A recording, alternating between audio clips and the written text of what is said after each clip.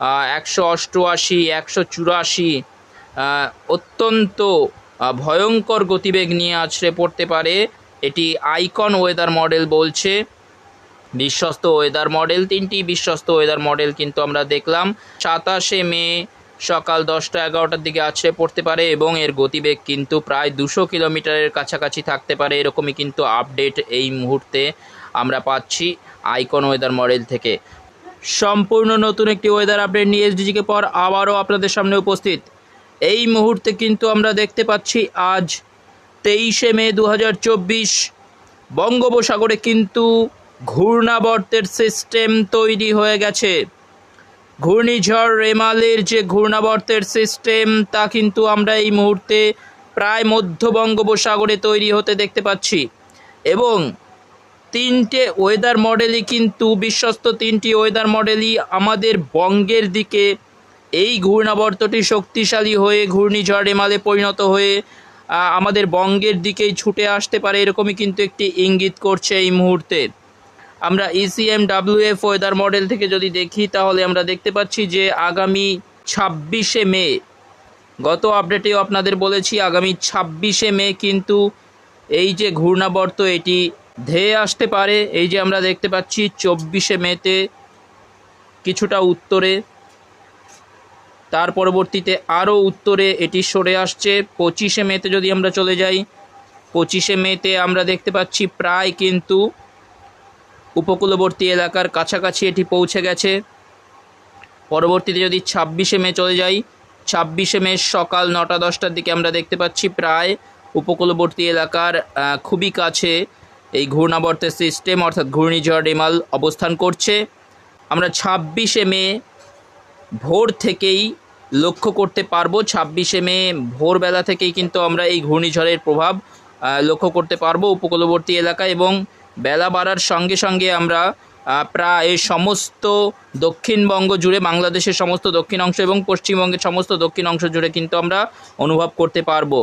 এর পরবর্তীতে এটি কিন্তু উত্তরবঙ্গে পর্যন্ত এর অনুভব আমরা করতে পারবো। আমরা দেখতে পাচ্ছি প্রায় শিলিগুড়ি, এদিকে রংপুর, কালাই, মালদা, উত্তর দিনাজপুর, ময়মনসিংহ এই সমস্ত স্থানেও কিন্তু কিছুটা ঝোড়ো হাওয়ার প্রভাব আমরা দেখতে পাচ্ছি এবং যদি বৃষ্টিপাতের পরিমাণ দেখি সম্পূর্ণ বঙ্গ জুড়েই কিন্তু এর বৃষ্টিপাত ছড়িয়ে পড়েছে, এরকমই একটি আপডেট আমরা দেখতে পাচ্ছি।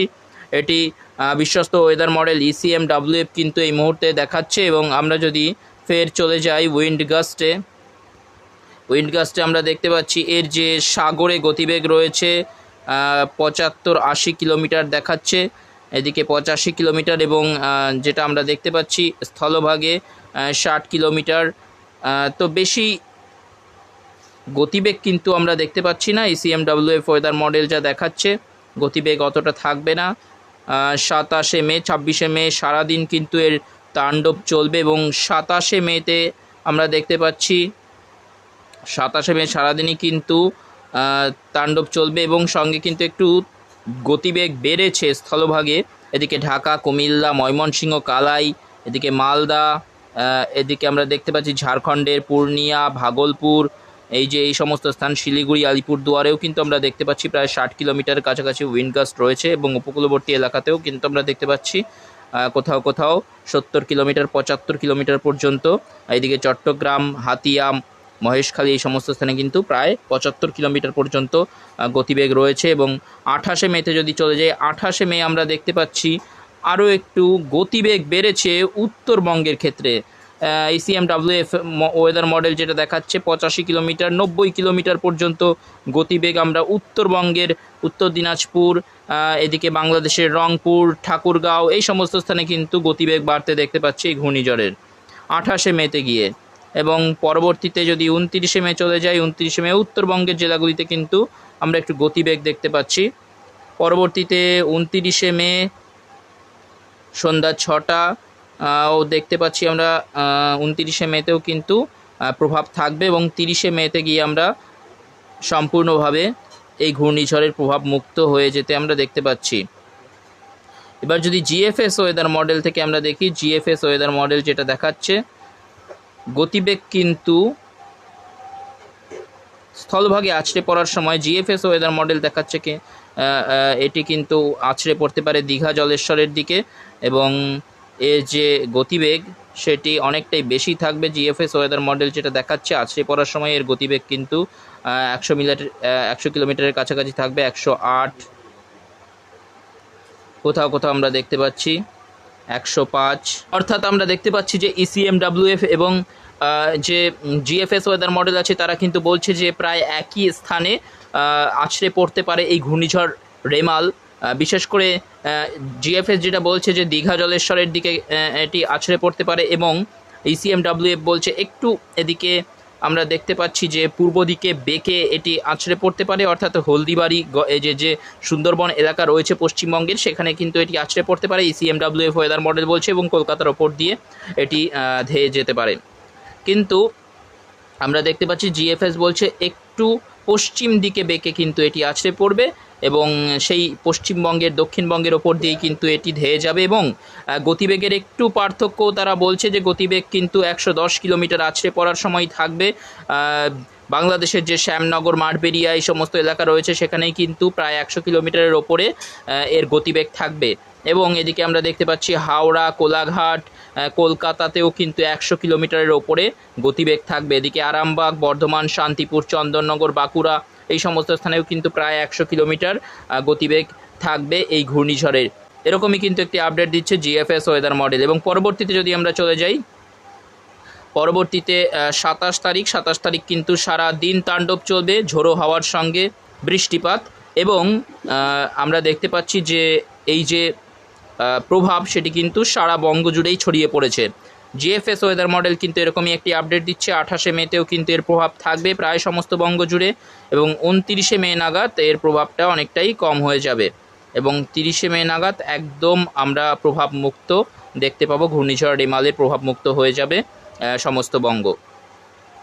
এবার যদি আমরা আইকন ওয়েদার মডেল দেখি, আইকন ওয়েদার মডেল কিন্তু 27 মে পর্যন্তই এরা আপডেট দিচ্ছে, এবং তাদের অনুযায়ী কিন্তু এটি আছড়ে পড়তে পারে বাংলাদেশের কলাপাড়া, লালমোহন, মাঠবেড়িয়া, পিরোজপুর, বরিশাল এই সমস্ত এলাকার ওপরে কিন্তু এটি আছড়ে পড়তে পারে, এবং এটি আছড়ে পড়ার সময়টা তারা বলছে 27 মে। 27 মে কিন্তু দুপুর নাগাদ, দুপুর 12টা বা সকাল 10টা নাগাদ কিন্তু এটি আছড়ে পড়তে পারে বাংলাদেশের কলাপাড়াতে, এবং এটা আমরা দেখতে পাচ্ছি এর যে গতিবেগেরও কিন্তু একটু পার্থক্য এরা দেখাচ্ছে। গতিবেগ কিন্তু অত্যন্ত বেশি, 139, 141, প্রায় 150 কিলোমিটারের কাছাকাছি কিন্তু এর গতিবেগ থাকতে পারে, এবং সাগরে কিন্তু দেখতে পাচ্ছি আমরা 188, 184, অত্যন্ত ভয়ঙ্কর গতিবেগ নিয়ে আছড়ে পড়তে পারে। এটি আইকন ওয়েদার মডেল বলছে, বিশ্বস্ত ওয়েদার মডেল। 3টি বিশ্বস্ত ওয়েদার মডেল কিন্তু আমরা দেখলাম। এরা কিন্তু 27 মে সকাল 10টা 11টার দিকে আছড়ে পড়তে পারে, এবং এর গতিবেগ কিন্তু প্রায় 200 কিলোমিটারের কাছাকাছি থাকতে পারে। এরকমই কিন্তু আপডেট এই মুহূর্তে আমরা পাচ্ছি আইকন ওয়েদার মডেল থেকে। তো এই মুহূর্তে যেটা আমরা সিদ্ধান্তে আসতে পারি যে ঘূর্ণিঝড় রেমাল কিন্তু বঙ্গের দিকেই ধেয়ে আসতে পারে। মোটামুটিভাবে 3টি ওয়েদার মডেলই কিন্তু প্রায় একই দিকে দিক নির্দেশ করছে। সেই হিসেবে কিন্তু আমরা বলতে পারি যে বঙ্গেরই কোনো উপকূলে এটি আছড়ে পড়তে পারে। এদিকে চট্টগ্রাম, মহেশখালী, এদিকে কলাপাড়া, শ্যামনগর, হলদিবাড়ি, গঙ্গাসাগর, দীঘা, জলেশ্বর, এই যে আমরা বঙ্গের যে উপকূলবর্তী এলাকাগুলো দেখতে পাচ্ছি, এই উপকূলবর্তী এলাকার মধ্যেই কোনো একটি স্থানে কিন্তু আছড়ে পড়তে পারে ঘূর্ণিঝড় রেমাল, প্রায় নিশ্চিতভাবেই কিন্তু এটি বলা যায়। এবং 100 কিলোমিটার প্রতি ঘন্টা গতিবেগ কিন্তু এই ঘূর্ণিঝড় রেমালের হতে পারে, এবং সঙ্গে কিন্তু ভারী বৃষ্টিপাত। এবং 26 মে ভোর থেকেই কিন্তু এই তাণ্ডব শুরু হয়ে যেতে পারে, এবং 28 মে 29 মে পর্যন্ত এই ঘূর্ণিঝড় রেমালের প্রভাব কিন্তু আমরা দেখতে পাবো সমস্ত বঙ্গ জুড়ে। এই মুহূর্তের যে আপডেট আমরা পাচ্ছি, সর্বশেষ আপডেট, তো আপনাদের কিন্তু নজর রাখতে হবে প্রতি মুহূর্তে এর দিক পরিবর্তন হতেই পারে। এখনও পর্যন্ত আমরা বলছি যে কিছুটা দিক পরিবর্তন তো হতেই পারে। এখনও আমরা অনেকটাই নিশ্চিতভাবে বলতে পারি যে বঙ্গেরই কোনো উপকূলে এটি আছড়ে পড়বে। আমরা গত কয়েকটি আপডেটেও আমরা দেখেছিলাম যে ভুবনেশ্বর, এদিকে উড়িষ্যা বা অন্ধ্রপ্রদেশের কোনো উপকূলে এটি আছড়ে পড়ার একটা সম্ভাবনা ছিল, তবে এখনকার মতো যে আপডেট আমরা দেখতে পাচ্ছি 3টি ওয়েদার মডেলই কিন্তু বঙ্গের দিকে দিক নির্দেশ করছে। তো আপনাদের কিন্তু প্রতি মুহূর্তে নজর রাখতে হবে এবং উপকূলবর্তী এলাকার যারা বাসিন্দারা রয়েছেন তাদের কিন্তু সতর্ক থাকতে হবে এই ঘূর্ণিঝড় রেমাল সম্পর্কে। তো এখনকার মতো আপডেট এই পর্যন্ত। যদি ইনফরমেশনটি আপনাদের ভালো লেগে থাকে তাহলে অবশ্যই লাইক, শেয়ার এবং কমেন্ট করবেন এবং চ্যানেলে যদি নতুন হয়ে থাকেন তাহলে অবশ্যই চ্যানেলটিকে সাবস্ক্রাইব করবেন। ধন্যবাদ।